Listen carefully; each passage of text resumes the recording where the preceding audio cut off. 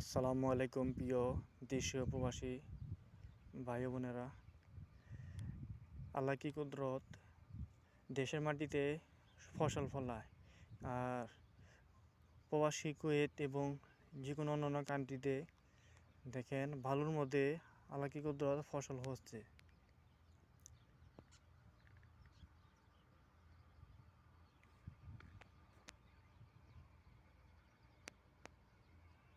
এই গাছ দেখছেন, এগুলো লেগা বেগুন গাছ। আর এর পাশে যেটি দেখতে পাচ্ছেন অল্প 4 লাইন, ওটা আপনি গিয়া ভুট্টা গাছ।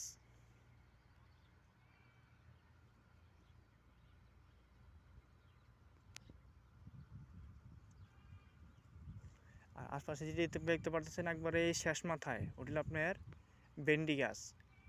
মাঝখানে যেটা আছে ভাঙ্গির মতো, যেটাকে বলে সাম্মাম, আর তরমুজ। আর সামনে মাঝখানে যেটি দেখতে পারতেছেন এটি হচ্ছে আপনি গিয়া মিষ্টি কুমড়া, আর আপনি গিয়া আপনার এই লাউ গাছ আর কি। এগুলো কুয়েতের বুকে বালুর মধ্যে ফসল হচ্ছে।